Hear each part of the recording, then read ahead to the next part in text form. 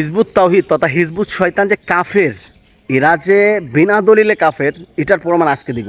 অর্থাৎ এরা কিন্তু কোনো হাদিস মানে না, অর্থাৎ আল্লাহ রসুলের যে হাদিসগুলা, এই হাদিসগুলো মানের চেষ্টা করে না। ওরা সবসময় যদি কারো কাছে রেফারেন্স চায় তখন বলে যে কোরআন থেকে দাও, কোরআন থেকে দাও, আমরা কোরআনের রেফারেন্স মানি।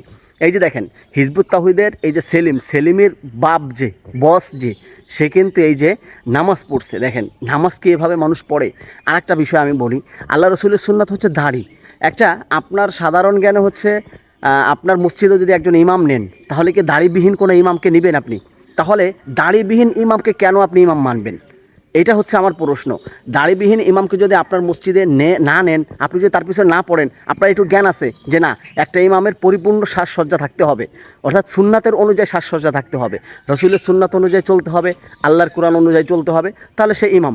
কিন্তু তার দাড়ির কোনো ঠিক নাই, দাড়ি কেটে একেবারে সাফা করে ফেলছে, জামা কাপড়ের কোনো ঠিক নাই, মহিলাদের সাথে উঠা বসা, সুন্দরী সুন্দরী মেয়েদেরকে এজেন্ট বানিয়েছে যুবক পুলাপানদেরকে আকৃষ্ট করার জন্য।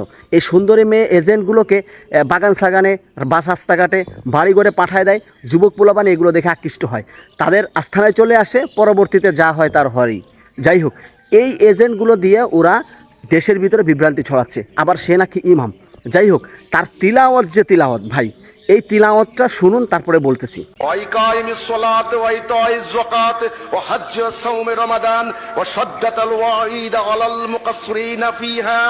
اللهم اغفر لنا ولإخواننا الذين سبقونا بالإيمان ولا تجعل في قلوبنا غلا للذين آمنوا ربنا إنك رؤوف رحيم।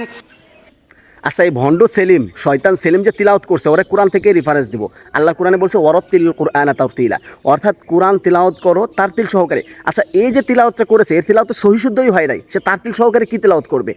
নামাজের শুদ্ধর প্রথম হচ্ছে কিরাত শুদ্ধ হওয়া। এখন যদি কিরাত শুদ্ধ না হয়, তাহলে তো নামাজই শুদ্ধ নাই, বিষয়টা এরকম। কিন্তু তার তো কিরাতই শুদ্ধ না, সে কীভাবে মানুষের ইমাম হবে বা মানুষকে নামাজ পড়াবে কীভাবে? আমার এইটাই বোঝে না। আর সাধারণ মানুষ মানে ওর মাথার বেরেন কি পাছায় না কোন জায়গায় আল্লাহ জানে, আর মনে হয় পাছার গু মনে হয় মাথায়, মানে ওরে ইমাম মানে এবং ওর সাথে চলে এবং ওর জন্য মানুষ এইটা করবে ওইটা করবে, মানে দেশের ভিতরে একটা বিভ্রান্তি সৃষ্টি করতেছে। কিন্তু আমি যদি আমার মাদ্রাসার ছোট একটা ছাত্রকেও বলি যে তুমি তারতিল সহকারে একটা সূরা পড়ো, দেখেন কি সুন্দর করে পড়ে, তারপর কতটা ডিফারেন্স, আগে শুনুন।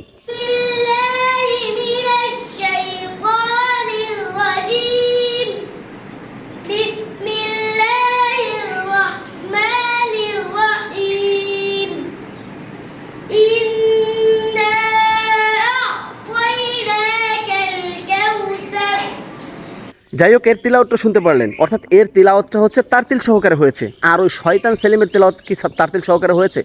মানে আমার কোনো কথা নাই, এরা হচ্ছে বিনা দলিলে কাফের।